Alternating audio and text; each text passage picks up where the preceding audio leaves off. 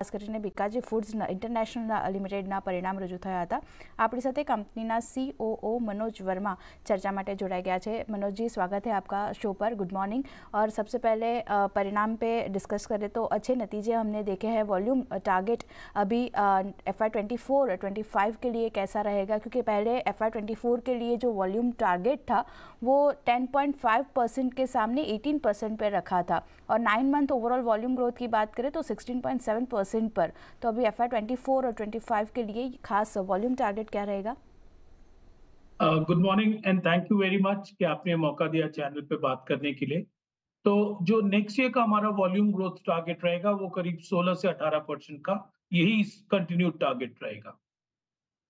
ठीक है सर। और बात करें आगे खास मार्जिन बैंड को लेके, तो जो सस्टेनेबल मार्जिन बैंड है वो आगे जाके कैसा आप देख रहे हैं? और यहाँ पे जो रॉ मटेरियल की जो कीमतें है वो घटी है, इस वजह से मार्जिन थोड़ा बढ़ता हुआ दिखा है, क्योंकि ग्रॉस मार्जिन की बात करें तो QOQ बेसिस पे 33% पे था, वो 31% पे हमने देखा है। एबिटा मार्जिन की बात करें तो 15% पे था, वो 12% पे देखा है। तो खास मार्जिन को लेके क्या गाइडेंस रहेगा?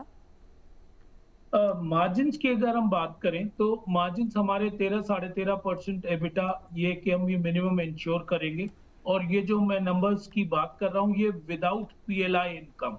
इनफैक्ट इस साल भी चौथे क्वार्टर में हम काफी बड़ा अमाउंट PLI का बुक करेंगे, जो कि पिछले 3 साल का अक्रूवल होगा, और अगले साल से हम ईयर ऑन ईयर उसको बुक करते रहेंगे। बट ये जो मैं आपको एबिटा की बात कर रहा हूँ मार्जिन्स की, ये विदाउट PLI की बात कर रहा हूँ। आपने जो सवाल बोला ग्रॉस मार्जिन का, तो हाँ जरूर ये 1.5% का है, और जिसमें थोड़ा सा इन्फ्लेशन, जो थोड़ा सा प्राइस इंक्रीजेस हुए हैं उसका भी है, थोड़ा सा रियलाइजेशन का, कुछ और कॉस्ट का। बट जो हमारा कमिटमेंट और जो हमारे टारगेट्स जिस हिसाब से हम काम कर रहे हैं, तो ये इतना तो हम मिनिमम इंश्योर करेंगे ही, 13-13.5%। ठीक है सर। और यूटिलाइजेशन की बात करें तो करंट यूटिलाइजेशन क्या है? नए प्लांट्स से रेवेन्यू की बात करें तो वो बढ़ने की अपेक्षा आप रख रहे हैं अभी? अपेक्षा रखी है, और यही सोच के कंपनी ने इन्वेस्ट किया है अहेड ऑफ टाइम्स। राइट, एक बहुत बड़ा इन्वेस्टमेंट कमिट किया था, और हमने जिस स्टिपुलेटेड टाइम में वो अपनी सेटअप और कैपेसिटीज बनाने का कमिटमेंट था वो पूरा कर देंगे हम मार्च तक। हमारा अगर अब अभी हम देखें तो हमारा करीब 47-48% कैपेसिटी यूटिलाइजेशन है, जो और जिस हिसाब से जो हमारे अगले 2-3 साल के प्लान है, तो ये हमारा अगले 3-3.5 साल में आप देखेंगे कि ये 70 और 80% के बीच में ये कैपेसिटी यूटिलाइजेशन पे आएगा।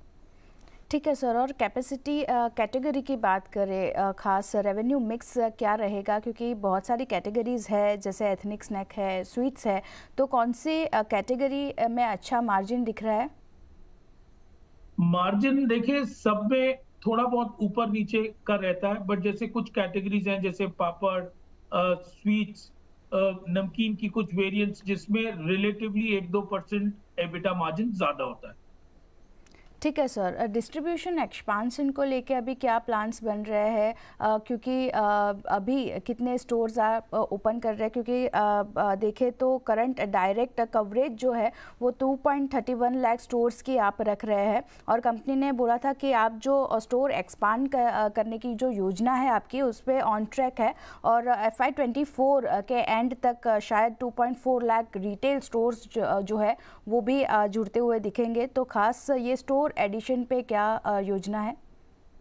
बिल्कुल ठीक कहा मैडम आपने। जैसा कि हमने प्लान किया था, इस साल का जो सेल्स टीम को, डिस्ट्रीब्यूशन टीम का जो बजट था वो था 2.5 लाख दुकानों को पे डायरेक्टली पहुंचने का। Q3 तक जो हमारा नंबर है वो हम 2.31 लाख आउटलेट्स पे पहुंच चुके हैं। तो ऐसा दिख रहा है कि ये नंबर हम अचीव ही नहीं करेंगे, बल्कि हमारी टीम एक्सीड करेगी। कोई भी सेल्स और डिस्ट्रीब्यूशन कंपनी का जो एक, और FMCG कंपनी का एक गुरु मंत्र होता है, वो ये कि अपना coverage expansion year on year बढ़ाना।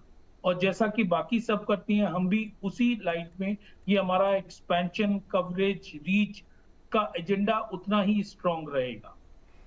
ठीक है सर, और मेरा लास्ट क्वेश्चन रहेगा कि जैसे भुजिया लाल में 5.1 करोड़ में 49% स्टेक खरीदा है कंपनी ने। FY23 में भुजिया लाल का सेल्स अगर ईयर ऑन ईयर बेसिस पे देखें तो 2 करोड़ से बढ़ के 18 करोड़ हुआ था। तो ये जो Bhujia Lal leading modern trade ecommerce का पार्ट है, हम जानते हैं, तो यहाँ पे क्या स्केलेबिलिटी है और अपडेट क्या है यहाँ पे? लीडिंग प्लेयर तो बोलना सही नहीं होगा कि जो ब्रांड 2 करोड़ और 20 करोड़ का हो तो लीडिंग ब्रांड तो सर्टनली नहीं है, बट यस इनका वे टू प्ले में ये मॉडर्न ट्रेड और ई कॉम जरूर आता है। हमारा जो भुजिया लाल जी का एक्विजिशन का ऑब्जेक्टिव ही था टू हैव ब्रांड भी अपने पोर्टफोलियो में, और जिसको कि हम अपने इसी स्ट्रैटेजी के तहत इस्तेमाल कर रहे हैं।